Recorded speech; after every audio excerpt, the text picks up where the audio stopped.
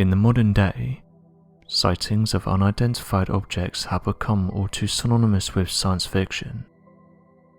Amateur researchers are quick to talk about flying saucers and easy to understand mechanical contraptions that could possibly be made with knowledge of advanced metals.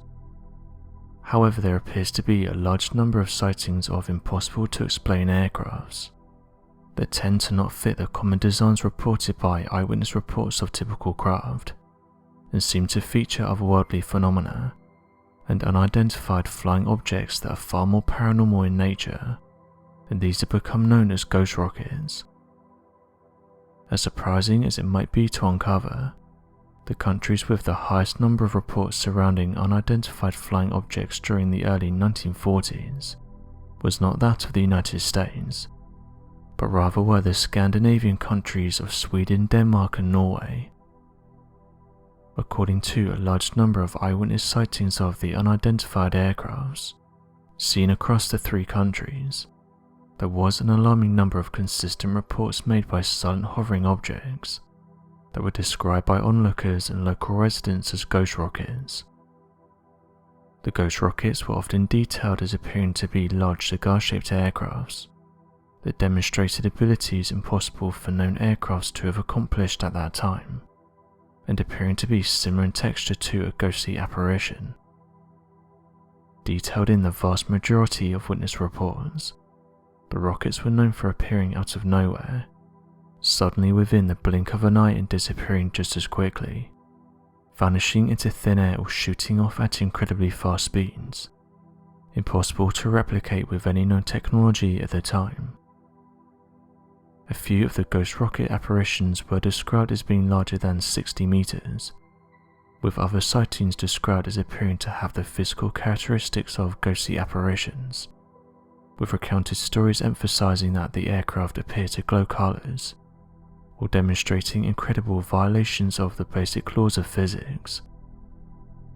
According to the gathered data surrounding the countless ghost rockets throughout the 1930s and early 1940s, by February 26th of 1946, it's believed that more than 2,000 individual and consistent sightings have been documented across the three countries, with the inclusion of more than 200 of these sightings later being verified by the gathered radar intelligence, and this was from the surrounding military bases and radar installations.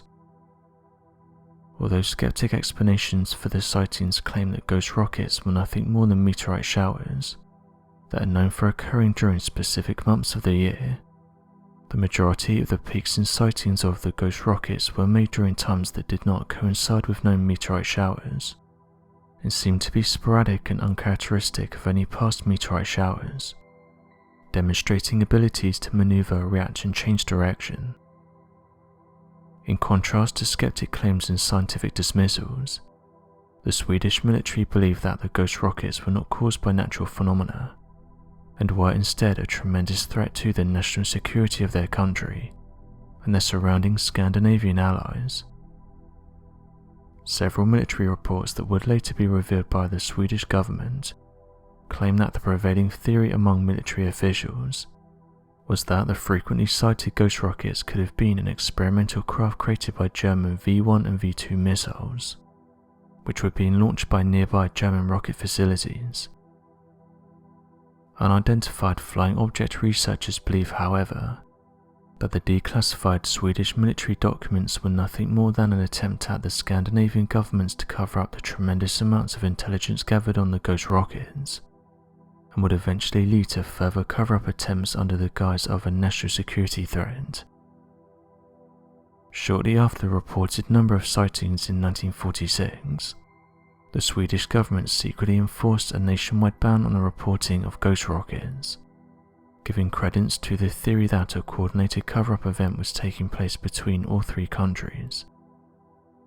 The official explanation would later be supplied by the Swedish military, with claims that the Swedish Army intelligence feared the reports of the ghost rockets would only lead to gather data and information from outside countries that were responsible for the testing of the experimental aircrafts, believing that if local newspapers and media outlets continued to write about the reported sightings, the Soviet Union would be able to use the reports to gather valuable information on their rockets and where they were being spotted. UFO researchers, however, believe the ban was done to prevent a mass panic. Following the nationwide ban, it would later be revealed that the Swedish government began conducting a series of their own top-secret investigations. The most notable investigation took place on the 19th of July. Back in 1946, when an eyewitness reported that a large grey rocket crashed into a lake in Sweden.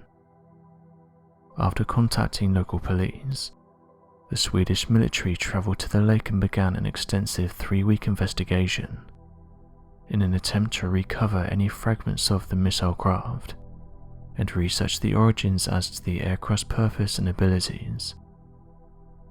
According to Carl Goster, he would later say the following, claiming that the craft disintegrated entirely and no parts would be retrievable. There are many indications that the object disintegrated itself.